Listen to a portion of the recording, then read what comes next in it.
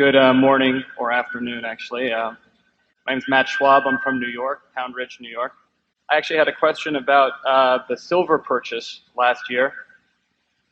When you announced it, you said that you believed that supply and demand fundamentals would only be established at a higher price, reestablished at a higher price. I was just wondering if you could go into more detail about what some of those fundamentals are. I mean, we've read a lot about like battery technology and some other things. Yeah, we have no inside information about great new uses for silver or anything of the sort. But the situation, and you can get these figures, and they're not precise, but I think they're in general they're generally accurate. You can see from looking at the numbers that aggregate demand, primarily from photography, from industrial uses, and from ornamental jewelry type uses, is close, call it 800 million plus ounces a year.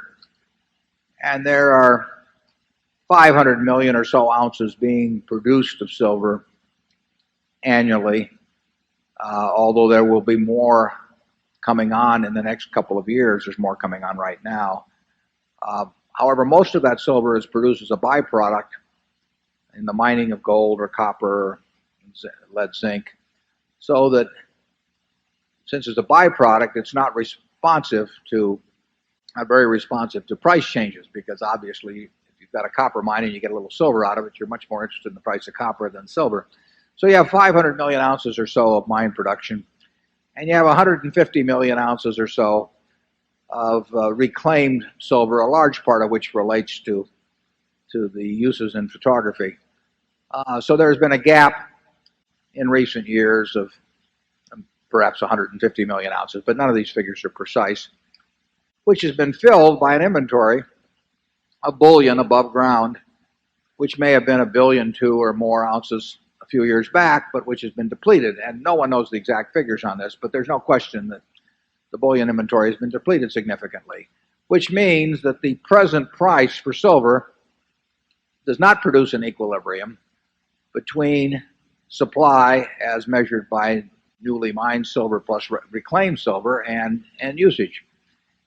And that eventually something will happen to change that picture. Now, it could be reduced usage, it could be increased supply, or it could be a change in price. And that imbalance is sufficiently large, even though there is some new production coming on, and there is the threat of digital imaging that will reduce silver usage perhaps in the future in photography. But we think that that gap is wide enough so that it will continue to deplete inventories, bullion inventories, to the point where a new price is needed to establish equilibrium. And because of the byproduct nature, which makes the supply inelastic, and because the nature of demand, which is relatively inelastic, that we don't think that price change would necessarily be minor. It's interesting because silver has been artificially influenced for a long time. You saw that movie about, it was William Jennings Bryan, who was editor of the Omaha World Herald and a congressman from Nebraska, and whose brother was governor of Nebraska, who was the big silver man, and they used to talk 16 to 1. The 16 to 1 ratio, I think, goes back to Isaac Newton when he was master of the mint. Charlie will know all about that because he's our Newtonian expert here. But that ratio had kind of mystical significance for a while. It didn't really mean anything. And in 1934, the government passed an act called the Silver Purchase Act of, surprisingly, 1934, which set an artificially high price for silver at that time, when production and usage was much less. And the government, the U.S. government, ended up accumulating 2 billion ounces of silver. Now, this was at a time when demand was a couple 100 million ounces a year, so you're talking 10 years supply. So there was an artificially high price for a while. By the early 1960s, that became an artificially low price of $1.29. And at that time, I could see the inventories of the U.S. government being depleted, somewhat akin to what inventories are being depleted now. And despite the fact that Lyndon Johnson and the administration said they would not demonetize silver, they did demonetize it, and silver went up substantially. That was the last purchase we had of silver, but I've kept track of the figures ever since. The Hunt brothers caused a great amount of silver to be converted into bullion form, including a lot of silver coins. So they, again, increased the supply in a very big way by their action and pushing the price way up to the point where people started melting it down. So you had these dislocations in silver over a 60-plus year period, which has caused the price to be affected by these huge inventory accumulations and reductions. And we think right now that we thought last summer when we started buying it that at the price we bought it that was not an equilibrium price, and that sooner or later, and we didn't think it was imminent because we don't wait till things are imminent. We were going to buy a lot of silver.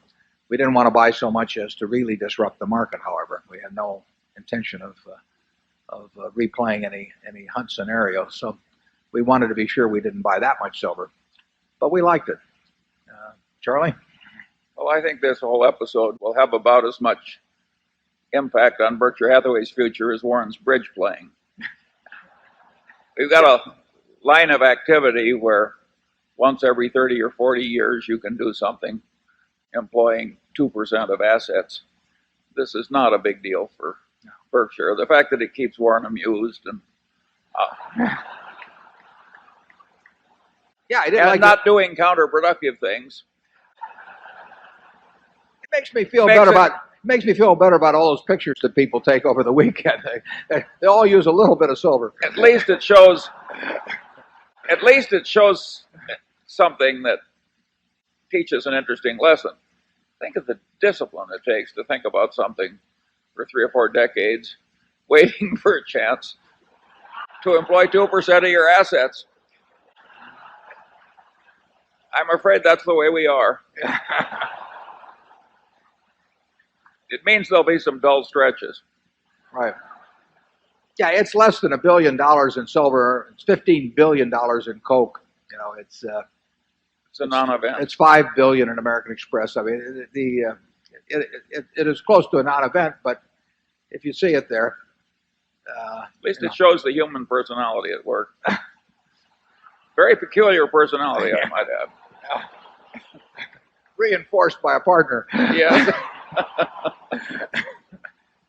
Okay, let's go to Area 5.